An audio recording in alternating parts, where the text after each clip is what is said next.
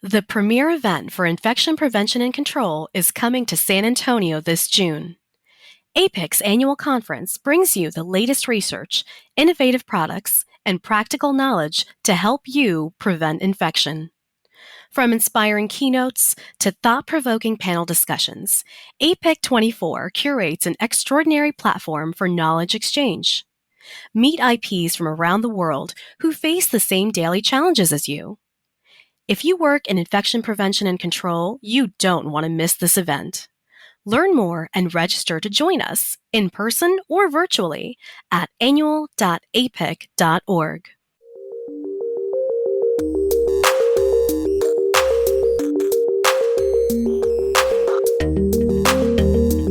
You are listening to the 5-Second Rule podcast presented by APIC, the Association for Professionals in Infection Control and Epidemiology. This podcast is produced by the APIC Communications Committee and is intended to be a conversation between our hosts and professionals practicing in the infection prevention and control industry.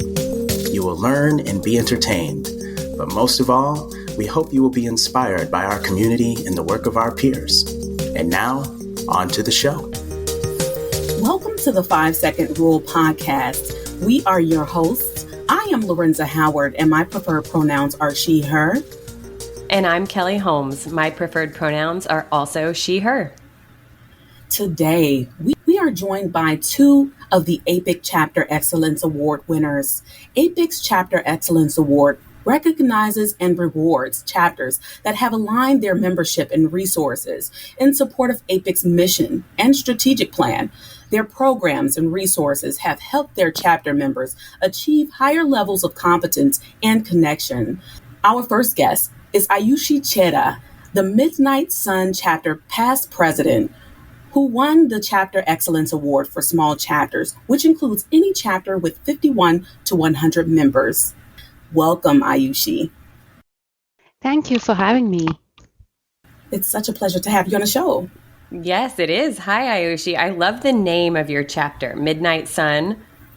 Yeah, so we are located in Alaska, and that's the Midnight Sun state.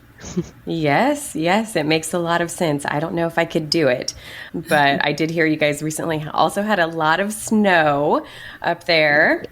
So we hopefully did. You're, unburying yourself. So tell us a little bit about your chapter, your experience with it, and the background.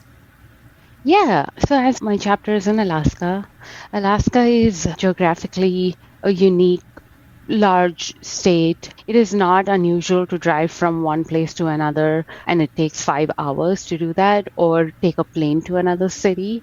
So we are a small chapter though, and we have about 65 members. Our chapter was largely inactive for a long time, and we did have some sporadic activity since 2010, which kind of ended in 2018. And then we all know what happened after. So in the middle of the pandemic, when National APIC approached us regarding our inactivity, we had to make a decision and see if we wanted to dissolve it or get it started again. And we decided to go ahead and restart and reactivate our chapter. Everyone wanted the chapter to stay and be connected because we have benefited from the chapter a lot. So around 2021 is when we got reactivated again. I got into the president-elect position. I do not regret that at all. I enjoyed it a lot. And then the first year of reactivation was intimidating. We're largely trying to really just set up the administrative infrastructure and get everyone and everything in order. And because we did not have a formal handoff from previous leaders, we were just starting from scratch. So really trying to figure things out and holding meetings and things like that. In the last 1.5 years or so, we came together as a board. We got a new board elected after that. We came together as a board. We identified a shared vision, and we decided to focus and prioritize our chapter work. So we set goals for our chapter in in the last 1.5 year. And the board decided to really focus on strengthening three things, which was networking and communication, networking and connection amongst the IPs in Alaska, meeting the IP education needs, and then strengthening the board's communication with members. And that is how we got started. We were able to achieve a lot of progress in these areas in the last couple of years. And then we ended last year with a 2-day training program where all IPs came together and we could have an in-person training. We're really proud of that. Absolutely, Aayushi. And I think that is absolutely important. Those three pillars that you shared with us as far as how to revitalize the chapter. But we all know and or have stories of our own on how organizations, even personally, how we were impacted by the onset of the COVID-19 pandemic. So share with us, how did your chapter overcome any challenges that you were faced with due to the onset of the COVID-19 pandemic? Yeah, absolutely. One of the biggest challenges we had, and we still continue to have, is engagement from members. So what we did and we tried to do was really look at that aspect. We conducted a needs assessment for education and activities with our chapter members as soon as we got started, and really tried to set the stage right. We asked our members what they wanted to see, what they wanted to learn, how they wanted to participate, and that we got started with that. And then some of the other things that we did were, with the pandemic, we all have been experiencing burnout, and just everyone has been tired, especially the IPs. So we really recognized that and tried to lean in on that. We acknowledged the burnout. We conducted wellness and resiliency training with our behavioral health experts. So we invited some behavioral health experts to do this training with our chapter members. And then as we got started, we focused on virtual meet and greets, really having the members come together and just getting to know each other, really trying a lot of icebreakers, sharing what is going on with them, the good, bad, and the ugly. So really getting to know the IPs from the state as we get started and trying to engage members in that way. And that's something that helped our chapter really get started and going. I love that, Aayushi. So when you sent out the engagement, the needs assessment, what kind of information did you get back from your members? Is that how you decided to move forward with the resiliency training? Or was that something that you just all really felt was necessary due to the pandemic? In our needs assessment, we actually did ask if people wanted more sessions around wellness, and that did get a lot of response. So that is why we focused on that as well. The other things that we got was education needs around surveillance and things like that, cleaning and disinfection. So we learned a little bit more from the needs assessment, and then we really tried to lean in on everything that we learned from that. I think that's such a good way to bolster the participation at the beginning to make it very welcoming. What do you need? How can we help you? And then I think back in 2021, we all needed that resiliency training. And then I noticed on LinkedIn, it looks like your chapter then recently sponsored an event for your Alaska IPs. Where you could then focus in on like the cleaning and disinfection.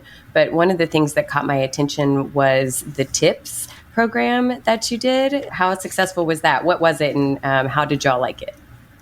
Yeah, it was actually really successful. Everyone enjoyed the TIPS training. So TIPS is a training for infection prevention with simulation, and it is a partnership with University of Washington and CDC, and they are trying to look at Project First Line content and really trying to use that and leverage that with simulation. It was a good training and a good starting point for our chapter when we conducted that, because after we'd had a year full of education sessions and virtually meeting each other, being able to see each other in person was really something that the whole chapter and membership needed. So being able to do that, I think we were very fortunate. especially considering all the geographical challenges. And the tips training, it was wildly successful. Everyone enjoyed it just because it had so much interaction and really learning how to train other IPs or other caregivers that we really engage with in our course as IPs. So that was great. And our second day of training was a lot of sessions with Department of Health, licensing, trying to understand that we are meeting our regulatory requirements and things like that. So that was successful as well. Aayushi, thank you for sharing that. And I think that's absolutely important for APIC chapters to implement initiatives, whereas IPs can learn by doing. So that TIPS program, I think that was a very interesting initiative to implement as a chapter, but also partnering with other stakeholders to make that event successful for your IPs and for your chapter. So one of the things that I'm pretty sure some chapters, I should say, APIC chapters are struggling with is the fact that they are trying to either build a new chapter and or rebuild their chapter, possibly due to the onset of the COVID-19 pandemic and or due to other barriers. So what are some recommendations that you could provide listeners regarding how to become a thriving chapter in the event that you have to build a new chapter and or rebuild your chapter? Yeah. So some of the strategies that worked for us and that we really thought were important, one thing that pops out is the leadership engagement. I was very fortunate with a great group of board of directors. Even although we had our assigned positions, being IPs and just coming out of a pandemic, everyone was busy and everyone was tired, and just being flexible with your leadership and transparent and being able to really let each other know where we are at was helpful. Some other things that helped is, keeping our education meetings open. We tried to keep it open for non-members and other IPs who were not really engaged with the chapter in the beginning, and tried to encourage people to share invites and really know a little bit more about what the chapter is doing for their members. We had frequent meetings, member meetings and board meetings. So we had board meetings every month to try and plan, but again, really transparent about our time commitment and engagement. And then the face-to-face conference towards the end of the year, last year, really helped again with networking and being able to see each other. And then the partnerships part that you mentioned, I think it's really important to find out what is in store for you from your community. So we partnered with Department of Health, we partnered with Alaska Hospital and Healthcare Association, and they helped us connect with more IPs, more resources. They really supported us with planning our conference and supported a lot of IPs with travel planning as well, the finances and things like that. So I would say that really helped us be set up for success for the conference. Yeah, I think some of these initiatives helped us. And Aayushi, you briefly noted some of the traveling barriers that you experienced just based on your sheer geographic location. And I know that many organizations are facing that issue of virtual versus in person. So share with listeners, how did you overcome those barriers to be able to facilitate in-person events, and share with us the specific details surrounding some of the traveling barriers based on your geographic location? Yeah, so like I mentioned, we all are scattered in Alaska in a unique way. It is hard to get people together.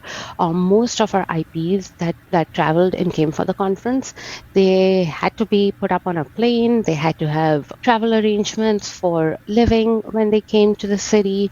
We held the conference in Anchorage, which is where I'm based out of.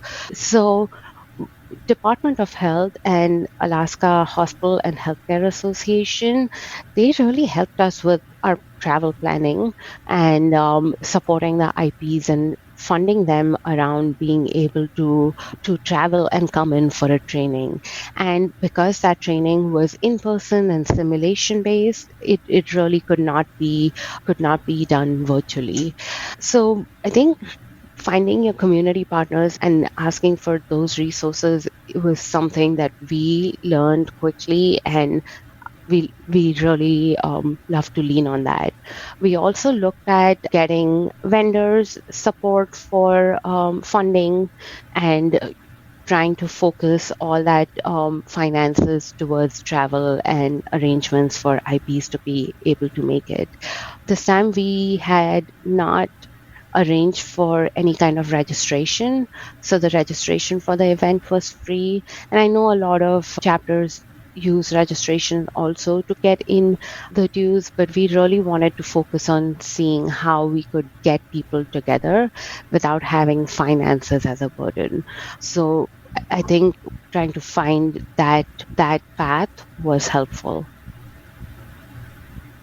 Aayushi, you have identified some incredible needs within your chapter. You have developed a wonderful balance, it sounds like, between the virtual opportunities for people who are spread out around a large geographic region and the in-person meetings. And something that I've always been curious about when I hear people say burnout in our field is, how are you supporting your chapter through this? What have you discovered about your chapter members and what seems to help?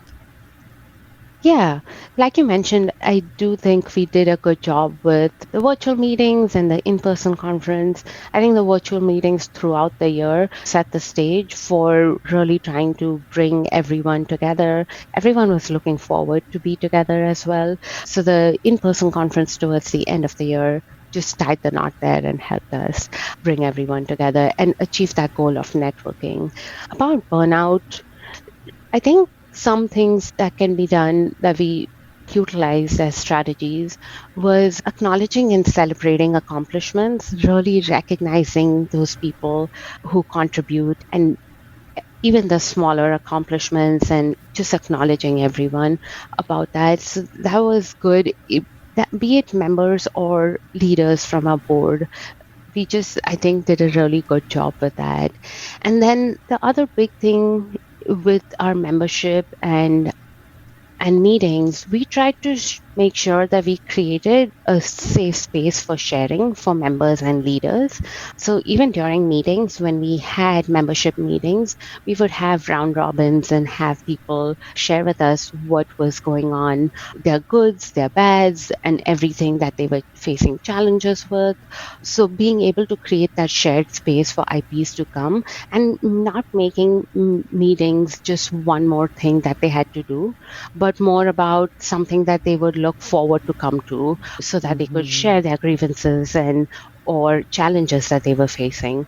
And then there's no such thing as over communication. So really not assuming that people know things, and sharing our resources at the time helped with everyone feeling like they've been there before, or that they all are in the same boat. So I think these are some of the things we use to acknowledge burnout.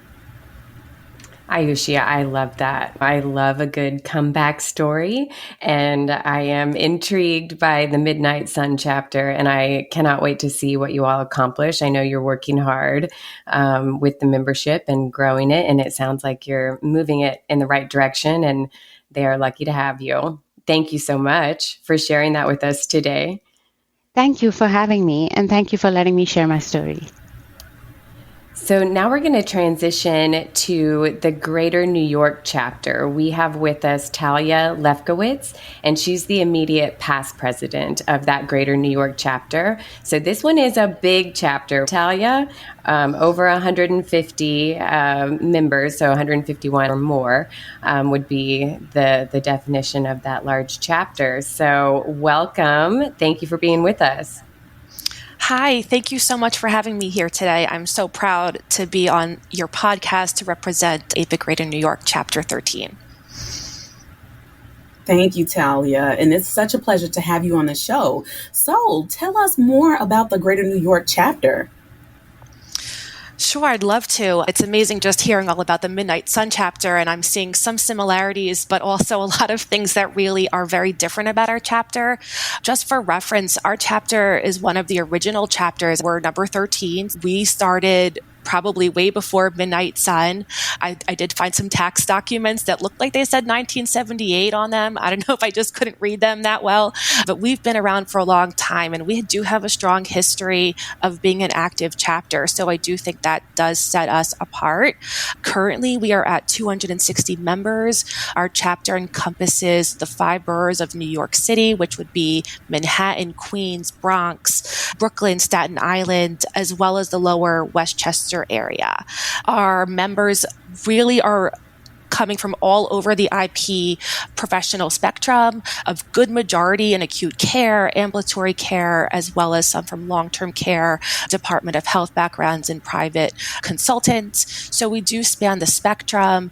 And again, historically, it has been a pretty strong chapter. I became a member in 2014 when I started my infection prevention career.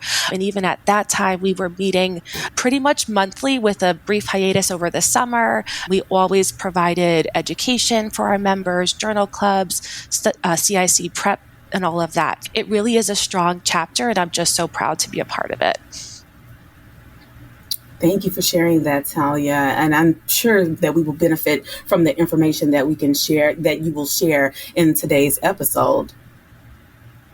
So, Talia, you mentioned your member engagement and also reaching out to those members to identify specific topics or receiving education. Tell us maybe a little bit more about your survey and what it includes and what that helps you identify.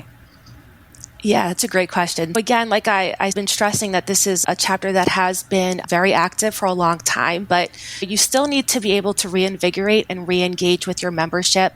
We wanted to really engage a larger subset of our members. And what we did was, starting in 2022, is we initiated a chapter engagement survey specific for our chapter, where we asked various questions, including what's your main focus in your infection prevention profession in terms of acute, long-term, that type of thing. And then we asked, what's your learning style? Do you prefer hearing a lecture from one content expert? Do you prefer a panel of experts? That type of thing.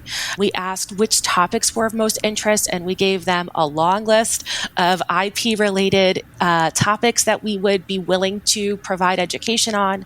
We also asked questions like, do you have any special talents? Are you a photographer? Are you into social media? Do you like to do event planning? We've asked questions about which committees you might want to be interested in participating in.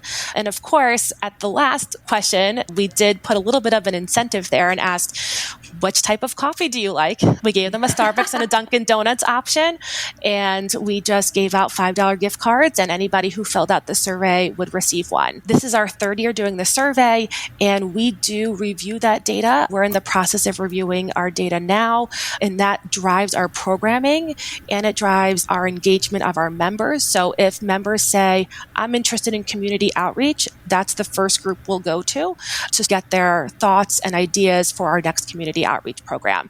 And that's not to say that the whole membership isn't invited, because of course they are. But in terms of people's responses to the survey, we know that they can be our first go-to in terms of either committee developments or social plannings and things like that. Oh, that's fantastic, Talia. So I just have a quick follow-up question for that. I'm interested in how many subcommittees you do have within your chapter. And then my second question is, are you a Starbucks girl or a Dunkin' Donuts girl? Wonderful. Okay, I'll start with the first question. And I really hope I don't leave anybody out. But we have, in addition to the general committees, bylaws committee, government affairs, education, membership, nominating, we have an ambulatory care committee. We have a social networking committee. We have a social media committee. We have the webmaster. We have a community engagement committee, and that's sounding about right, but I think I may have missed one. Some of these committees we did start up this year after having working groups over the past year or two, and we've officially made them committees this year. Thank you, Talia. And I think that I find it very intriguing that you all thought to use the incentive, and you incentivized the participation in the membership survey, which subsequently bolstered your participation in the survey. Therefore, you were able to gain more data and learn more about your membership base. So that's amazing. And then also, I think it's absolutely key to understand and learn your membership's preferred learning style, while also tapping into their special talents, right? Because we're all IPs, we may have some of the shared learning knowledge, but what are some of those special talents, such as social media and being able to engage with followers, which is an equation in and of itself. So if you have someone on your team that can manage, that's absolutely amazing. But one thing that I wanted to inquire about with you is that I know you indicated in our pre-meeting that it's not more so about recruiting new membership. The chapter has been very successful in retaining membership, which is absolutely awesome. So share with us, what are some of the strategies that your chapter utilizes to be successful in retaining chapter members? So I think when it comes to retention, there's a lot of different things that come into play with that. One, I do think that we have a strong reputation within our IP community. And a lot of it is word of mouth. You'll have members who come to the meetings and they have a new IP join their team and they'll bring them to the meeting. So there is a lot of members bringing members and adding members to our team. But really, historically, we are a strong chapter. We've had a lot of things that have been set in place for some time, including a website that's easily accessible. Really, it's not just for the members. Anybody can go and look. We share all of our meeting information up there.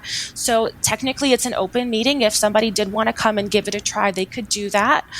We also share all of the educational programming that we are allowed to share online, really, again, with the broader community. That's not just limited necessarily to paying members, but that also allows for people to get a preview of what we're doing and then decide to join our chapter. Again, we do have that reputation in New York, but I also think that we are continuously looking to engage with our membership body. We welcome opinions. We welcome their feedback. We want to give the members what they want.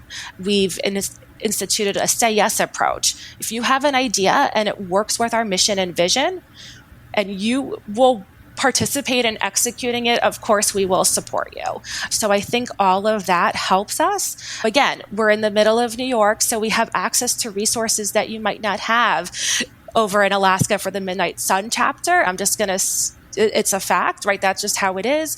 But again, I really think that our retention is due to our engagement with our members. And over the past few years, we have elevated that and allowed for more opportunity and participation. Yeah, and you noted the resources that your chapter has. Can you share with us some of those resources that your chapter has within the greater New York area? Sure. We do participate as part of NYSAC, the New York State Coalition for Infection Preventionists within New York, which is, I believe it's our chapter and 5 other chapters. We have direct links to the Department of Health, and we meet with them quarterly as well to just share knowledge and up and coming emerging diseases or things that are on the horizon from the Department of Health for New York State. I think also the network of the subway system and the mass transit in New York can get people around much easier than you'll have up in, I'll just compare back to the Midnight Sun chapter. We do have a lot of support from vendors as needed as well. And again, it's just you have a lot of IP talent coming from the New York City healthcare systems. And I just wanted to add also, I don't think I mentioned this when you were asking about how we are retaining our members, but we also recently had an increase in our social media presence. And I think that that has also been key. We really started it last year. We have approaching 150 members, which I think compared to our amount of members that we have in our chapter, we should definitely have more people following us on Instagram. But I think it's just another way to reach infection preventionists, whether it be your chapter or globally. And we're really pushing to use the social media platforms to help educate, to help engage, and to help spread infection prevention healthy practices. Wow, that's impressive, Talia. It sounds like you have a really comprehensive approach to getting the information out to members. I loved what you said about the members bringing other members. I think that goes back to when we talked to the APIC president for 2024, Tanya Bubb. She had mentioned one of the things that helped her get involved at the very beginning was that someone asked her to get involved. And I think a lot of us just need that, oh my gosh, hey, yeah, they want my voice. They want me here. Maybe I do have something to offer to show new members the way. I loved that. So thank you for sharing. And then I loved that you mentioned that the subway as a resource for your chapter. It's so true. So you do have the opportunity to meet in person, probably more than online. One thing that I find online in my meetings is that people are it's crickets. You can't get them to talk. So do you have any tips on how you all do get any engagement or some talk flowing in those online meetings? So yeah, I think for us, we've had a very positive showing in our virtual meetings. In fairness, we are a hybrid model now, so we do have the in-person option. And I think I mentioned to you when we were meeting before that while we thought everybody would want to come in person to the meetings, really most people are still joining virtually. And I think that the virtual platforms have been very successful for us. We do run the meetings in the middle of the business day, although one might argue that the business day for infection preventionists is never really over, but we do run it in the afternoon. And I think that what we're seeing is it is a lot easier for people to join a virtual meeting right after another meeting than it is for them to plan to travel in. So again, we do have a great mass transit system, but it still may take you an hour if you're coming from one of the other boroughs. It might be 2 transfers and that type of thing. We've had more people online in our meetings than we had before the pandemic in our meetings in total. We're pushing 70 plus per meeting on the virtual side of the meeting. And we are engaging our members through various things. We have Journal Club reinstituted. So one of our members shares a journal club with the membership prior to the meeting so everybody can read, and then we'll stand up and present for about 10 to 15 minute discussion on the journal. Of course, it's infection prevention related.